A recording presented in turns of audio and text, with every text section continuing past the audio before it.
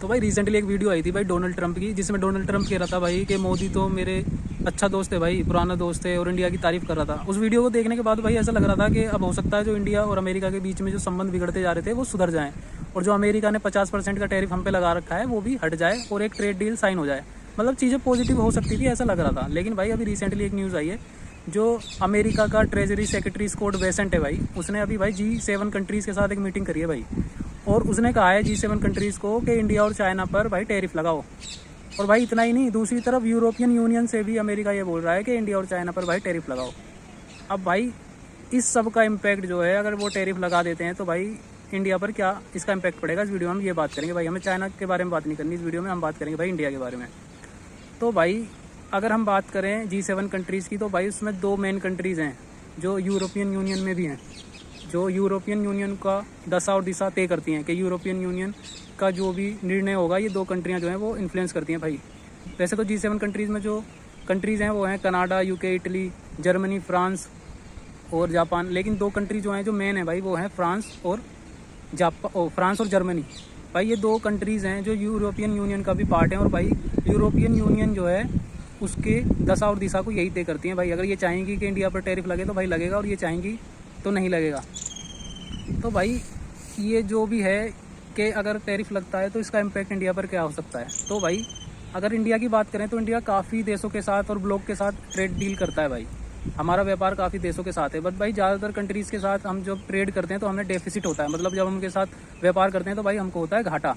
लेकिन सिर्फ एक अमेरिका ऐसी कंट्री है जिसके साथ हम ट्रेड करते हैं तो हमको काफ़ी सरप्लस जो है, हमको काफ़ी फ़ायदा होता है। मतलब 40 बिलियन के आसपास हमको फ़ायदा होता है जब हम अमेरिका के साथ ट्रेड करते हैं, ठीक है। और एक जो ब्लॉक है पूरा यूरोपियन यूनियन जो ब्लॉक है भाई, जब उसके साथ हम ट्रेड करते हैं तब भी हमको फ़ायदा होता है, कोई 18 बिलियन के आसपास का ऐसी कोई हमको फ़ायदा होता है भाई। तो भाई अमेरिका ने तो हम पर 50% के टैरिफ लगा दिए हैं। अब इसकी जो मार है, इसका जो इम्पैक्ट है हमारी इकोनॉमी पे होएगा आगे, वो तो दिखेगा। अगर ये लगे रहे कंटिन्यू, हटाए नहीं अमेरिका ने, तो इसका इम्पैक्ट तो हम पे होगा। लेकिन भाई इसको काउंटर करने के लिए हमारे पास यूरोपियन यूनियन जो है, यूरोप की मार्केट थी, हम उसको काउंटर कर सकते थे, है ना। लेकिन भाई अगर यूरोप भी हम पर टैरिफ लगा देगा तो भाई हम इस चीज़ को भी काउंटर नहीं कर पाएंगे जो अमेरिका के हम पे 50% के टैरिफ लगे हुए हैं। और फिर इस केस में भाई जो हमारी इकोनॉमी है उसको सही से डेंट लग सकता है भाई। अब ये चीज़ जो जितने भी ये डेवलपमेंट हो रहे हैं इसको भाई भारत सरकार भी देख रही है। अब इस चीज़ को काउंटर करने के लिए भाई भारत सरकार ने भी स्टेप लेने स्टार्ट कर दिए हैं। तो पहला स्टेप जो भारत सरकार ने लिया है वो ये है कि भाई जो 2 मेन कंट्रीज जो मैंने आपको बताई हैं, फ्रांस और जर्मनी, उसमें से फ्रांस के साथ भाई हम एक डील पे बात चल रही है, एक डिफेंस डील पे बात चल रही है, जिसमें हम भाई फ्रांस से 2 लाख करोड़ का डिफेंस इक्विपमेंट खरीदेंगे भाई। 2 लाख करोड़ भाई बहुत बड़ी रकम होती है।